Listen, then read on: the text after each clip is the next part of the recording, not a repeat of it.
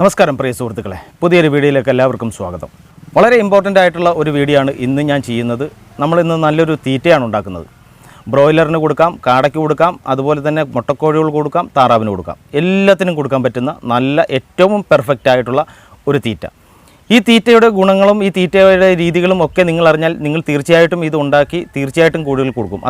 അത്രയും നല്ല ഇമ്പോർട്ടൻ്റ് ആയ വളരെ എനർജിയുടെയും പ്രോട്ടീൻ്റെയും മറ്റെല്ലാ കണ്ടൻറ്റുകളുടെയും അഭാവം പരിഹരിക്കാൻ പറ്റുന്ന ഒരു പ്രീമിക്സ് ആയിട്ട് ഉപയോഗിക്കാൻ കഴിയുന്ന ഒരു തീറ്റയെന്നല്ല, പ്രീമിക്സ് എന്ന് വേണം പറയാൻ. നമ്മൾ ഫിനിഷർ പ്രീമിക്സ്, ലെയർ മാഷിൻ്റെ പ്രീമിക്സ്, അതുപോലെ തന്നെ കാടത്തീറ്റയുടെ പ്രീമിക്സ് ഒക്കെ വാങ്ങാൻ കിട്ടും. അതേപോലെ തന്നെ കടപിടിക്കുന്ന തരത്തിലുള്ള ഒരു പ്രീമിക്സ്, തീറ്റയിൽ മിക്സ് ചെയ്ത് കൊടുക്കാൻ പറ്റുന്ന ഒരു പ്രീമിക്സാണ് ഇന്ന് നമ്മൾ ഇവിടെ ഉപയോഗിക്കുന്നത്.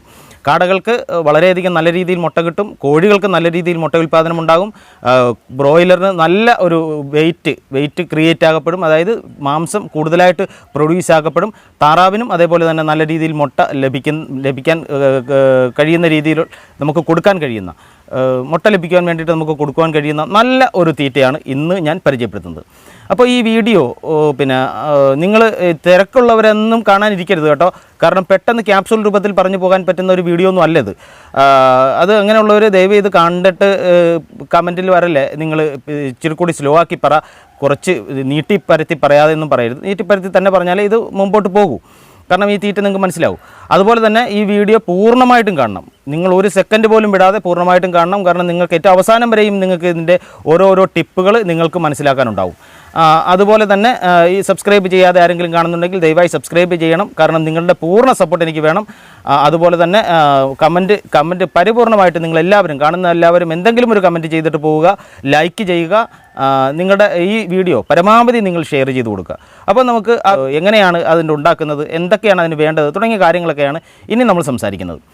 നമുക്കറിയാം, ഇന്ന് നമ്മുടെ ഏരിയയിൽ ഏറ്റവും കൂടുതൽ വേസ്റ്റ് ഉണ്ടാകുന്നത് ചിക്കൻ വേസ്റ്റുകൾ, മീൻ വേസ്റ്റുകളൊക്കെ ഉണ്ടാകും. നമുക്ക് മീൻ വേസ്റ്റാണ് ഇതിന് വേണ്ടത്. മീൻ വേസ്റ്റ് എന്ന് പറഞ്ഞാൽ നമുക്ക് മീൻ കടകളിൽ നിന്നും മീൻ വൃത്തിയാക്കിയതിന് ശേഷം വരുന്ന വേസ്റ്റുകൾ മാത്രം മതിയാകും ഇതിന്. അതിൻ്റെ കൂടെ മറ്റ് ചില കണ്ടൻറ്റുകൾ നമ്മുടെ വീട്ടിൽ ഉണ്ടാകുന്ന, നമുക്ക് ഏറ്റവും സുലഭമായിട്ട് കിട്ടുന്ന 1-2 കാര്യങ്ങൾ കൂടി ചേർത്ത് നമുക്കൊരു നല്ല ഒരു പ്രീമിക്സ് ഉണ്ടാക്കാം. നമുക്ക് ഈ മീൻ വേസ്റ്റ് നമുക്ക് കിട്ടുന്നത് തോതനുസരിച്ചാണ്, നമുക്കത് പ്രിപ്പയർ ചെയ്യാൻ കഴിയുന്ന രീതി അനുസരിച്ചാണ് നമുക്കിതിൻ്റെ ഒരു ക്വാണ്ടിറ്റി നമുക്ക് ഉണ്ടാക്കാൻ കഴിയുക. ഇനി വളരെ ചിലവ് കുറവാണ്. നമുക്ക് ആ ചിലവ് കുറവ് എന്ന് നമുക്ക് പറയാം, മീൻ വേസ്റ്റ് വെറുതെ കിട്ടും. മീൻ വേസ്റ്റ് 1 രൂപ കൊടുക്കേണ്ട, നമുക്ക് പോയി എടുത്തു കൊണ്ടുവരുന്ന ഒരു പാട് മാത്രമേ ഉള്ളൂ. മീൻ വേസ്റ്റ് വെറുതെ കിട്ടും. അപ്പോൾ അതിൻ്റെ കാര്യങ്ങൾ എന്തൊക്കെയാണ് ഞാൻ കുറച്ച് മീൻ വേസ്റ്റ് കൊണ്ടുവച്ചിട്ടുണ്ട്. ആ മീൻ വേസ്റ്റ് കൊണ്ടുവച്ചിട്ട് നമുക്ക് അതെന്തൊക്കെയാണ് പ്രോസസ്സ് ചെയ്യേണ്ടത് തുടങ്ങിയ കാര്യങ്ങൾ ഞാൻ വ്യക്തമാക്കി തരാം. ഇതാണ് മീൻ വേസ്റ്റ്. നമ്മൾ കടകളിൽ നിന്ന് വെട്ടി മാറ്റിയതിൻ്റെ വേസ്റ്റാണിത്. കണ്ടില്ലേ, അതിനകത്ത് ചെറിയ മത്സ്യങ്ങൾ ഉണ്ടാവും. അത് വേസ്റ്റായിട്ട് വരുന്ന മത്സ്യങ്ങളെല്ലാം അതിനകത്തിടും. സാധാരണ നമ്മൾ എല്ലാ വേസ്റ്റുകളും അതിനകത്തുണ്ടാകും. തലയും എല്ലാ കുടലും എല്ലാ സാധനങ്ങളും ഉണ്ടാകും. ഈ വേസ്റ്റാണ് നമുക്ക് വേണ്ടത്. ഇത് കടയിൽ നമുക്ക് ഫ്രീ ആയിട്ട് കിട്ടും. നമ്മളൊരു പാത്രം കൊണ്ട് വെച്ച് കൊടുത്താൽ മാത്രം മതി, വേറെ ഒന്നും ചെയ്യേണ്ട. ഇത് നമുക്ക് ഫ്രീ ആയിട്ട് കിട്ടും. നമുക്കിതൊന്ന് തൂക്കി നോക്കാം, എത്ര കിലോ ഉണ്ടെന്ന് നമുക്കൊന്ന് തൂക്കി നോക്കാം. ഇതിപ്പോൾ നമുക്കൊന്ന് ത്രാസിൽ വെച്ച് തൂക്കി നോക്കാം. ടോട്ടൽ നമുക്ക് ഏകദേശം ഒരു 6 കിലോ, 6.5 കിലോയ്ക്ക് അടുത്തുണ്ട്. 6.5 കിലോയ്ക്ക് അടുത്ത് ഉണ്ട് ഈ സാധനം. നമുക്ക് ഈ സാധനം നമുക്ക് ഇനി ചെയ്യേണ്ടത്, നമുക്കിതൊന്ന് നന്നായിട്ട് വേവിച്ചെടുക്കണം. നന്നായിട്ട് വേവിക്കുക എന്ന് പറഞ്ഞാൽ വിറകടുപ്പ് ഉപയോഗിക്കേണ്ടവർക്ക് വിറകടുപ്പ് ഉപയോഗിക്കാം, അല്ലെങ്കിൽ കുക്കറിലിട്ട് ഒരു ഏറ്റവും കുറഞ്ഞത് ഒരു 5-8 വിസിലെങ്കിലും നന്നായിട്ടടിക്കുക. നന്നായിട്ട് അതിൻ്റെ പൂർണ്ണമായിട്ട് മാംസം അതിനകത്ത് അലിഞ്ഞു ചേരത്തക്ക രീതിയിൽ നന്നായിട്ട് നമ്മൾ ഇത് വേവിച്ചെടുക്കുക.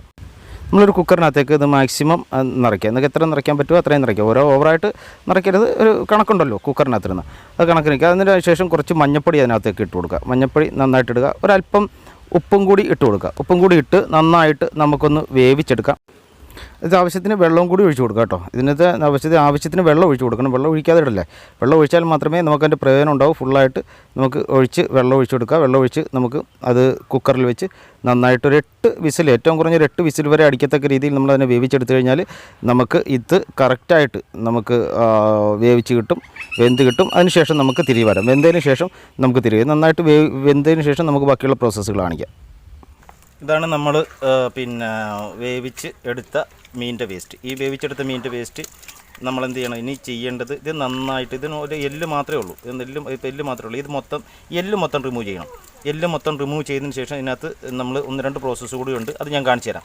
അപ്പോൾ ഈ എല്ല് ഞാൻ റിമൂവ് ചെയ്തിട്ട് നമുക്ക് അടുത്ത സ്റ്റെപ്പിലേക്ക് കിടക്കാം. ഓക്കെ, എല്ല് കണ്ടല്ലോ നിങ്ങൾ, ഇത്രയും ഇതിപ്പം നമ്മൾ നന്നായിട്ട് പിഴിഞ്ഞ് കളയുമ്പോൾ എല്ല് ഇതേപോലെ കിട്ടും. ഇതേപോലെ നമുക്ക് എല്ല് കിട്ടും. ഈ എല്ല് നമുക്ക് ആവശ്യമില്ലാത്തതാണ്. നമുക്ക് എല്ല് മാറ്റിയിട്ട് വെറും ഇതിൻ്റെ ചാറ് മാത്രം എടുക്കണം. ചാറ് മാത്രം നമുക്ക് എടുക്കാം. എടുത്തതിന് ശേഷം നമുക്ക് തിരികെ വരാം. ഓക്കെ, നമ്മുടെ ഏകദേശം നമ്മുടെ ഈ ഒരു സ്ലറി, അതായത് സ്ലറി എന്ന് പറഞ്ഞാൽ നമ്മുടെ ഇതിൻ്റെ മീനിൻ്റെ എല്ലെല്ലാം കളഞ്ഞിട്ടുള്ള സാധനം ഫുള്ളായിട്ട് നമ്മൾ എല്ലാം മാറ്റിയെടുത്തിട്ടുണ്ട്. നെയ്യൊക്കെ മേളിൽ കെട്ടിക്കിടക്കുന്നുണ്ട്. കണ്ടോ, നല്ല നെയ്യാണ്. ഈ സാധനത്തിലേക്കാണ് നമ്മൾ 1-2 സാധനങ്ങൾ കൂടി ചേർക്കണം.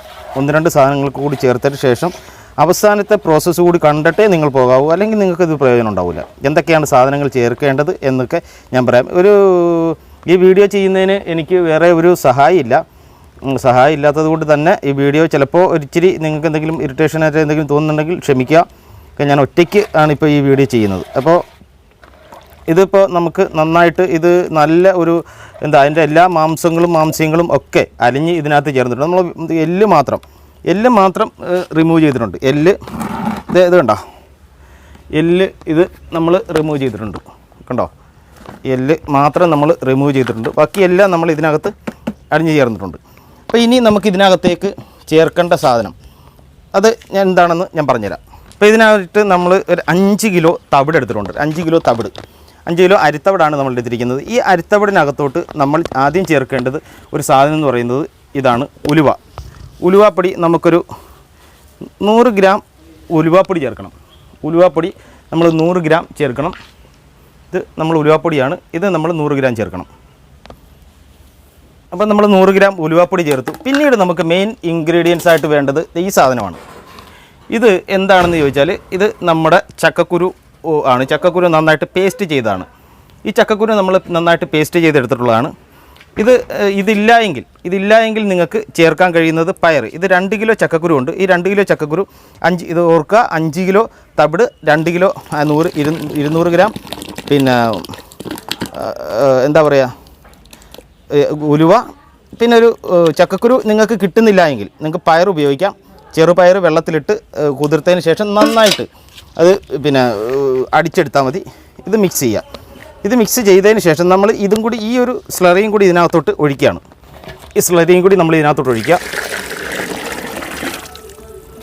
പൂർണ്ണമായിട്ട് നമ്മൾ ഈ സ്ലറി ഒഴിക്കുക. ചിലപ്പോൾ അല്പം വെള്ളത്തിൻ്റെ കുറവുണ്ടാവും. വെള്ളത്തിൻ്റെ കുറവ് നമ്മൾ വെള്ളം ഒഴിച്ച് പരിഹരിക്കണം.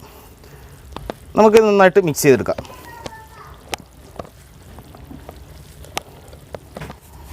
കുറഞ്ഞ വെള്ളത്തിൽ മിക്സ് ചെയ്താൽ മതി. ഒരുപാട് വെള്ളത്തിൽ മിക്സ് ചെയ്യേണ്ട, കുറഞ്ഞ വെള്ളത്തിൽ മിക്സ് ചെയ്യുക. കാരണം ഇത് നമുക്ക് മറ്റൊരു പ്രോസസ്സിനും കൂടി വിധേയമാക്കേണ്ടതുണ്ട്. അതുകൊണ്ട് ഇത് ഒരുപാട് വെള്ളമാകരുത്. അത്യാവശ്യം ഇത് ഒന്ന് നനഞ്ഞ് കിട്ടാൻ വേണ്ടിയിട്ടുള്ള വെള്ളം മതിയാകും.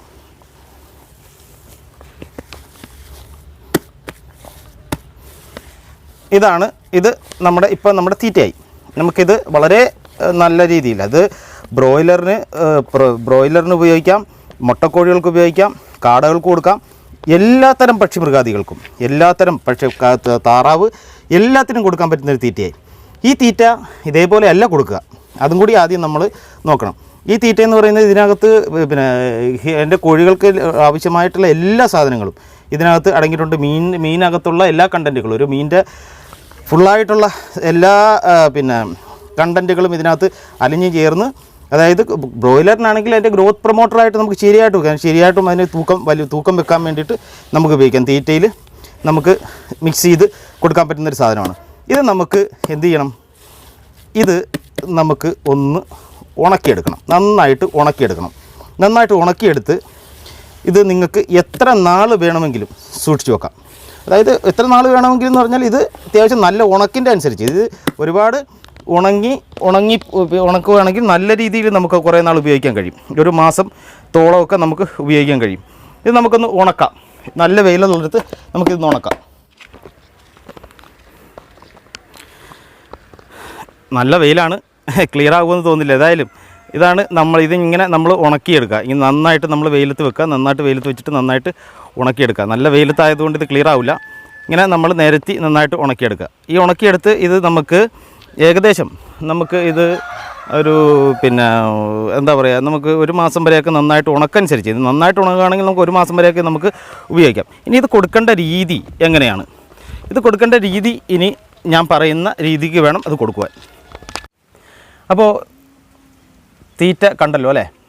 ഈ തീറ്റ നമ്മൾ നന്നായിട്ട് ഉണങ്ങിക്കഴിയുമ്പോൾ ഇത് നമുക്ക് എന്താ പറയുക, നമുക്കൊരു പെല്ലറ്റ് രൂപത്തിലാക്കി മാറ്റാം. എങ്ങനെ പെല്ലറ്റ് രൂപത്തിൽ വേണമെങ്കിൽ ആക്കി മാറ്റാം. നമ്മൾ ഇടിയപ്പത്തിൻ്റെ ഇതുകൊണ്ട് നമ്മൾ പ്രസ് ചെയ്തിട്ട്, നമ്മൾ ഇടിയപ്പം ഉണ്ടാക്കുന്ന പ്രസ് കൊണ്ട് പ്രസ് ചെയ്തിട്ട് നമുക്ക് നൂൽ പരുവത്തിലാക്കിയിട്ട് നമുക്ക് പെല്ലറ്റ് രൂപത്തിലാക്കാം. അല്ലെങ്കിൽ നമുക്ക് വീട്ടിൽ സ്വന്തമായിട്ട് ഉപയോഗിക്കാനാണെങ്കിൽ പെല്ലറ്റ് രൂപമൊന്നും ആക്കേണ്ട. ഇത് ഉണങ്ങി കഴിയുമ്പോൾ നമുക്കൊരു ഗ്രോവറിൻ്റെ ടൈപ്പിൽ നമുക്ക് കിട്ടും, നല്ലൊരു ഗ്രോവർ ടൈപ്പിൽ.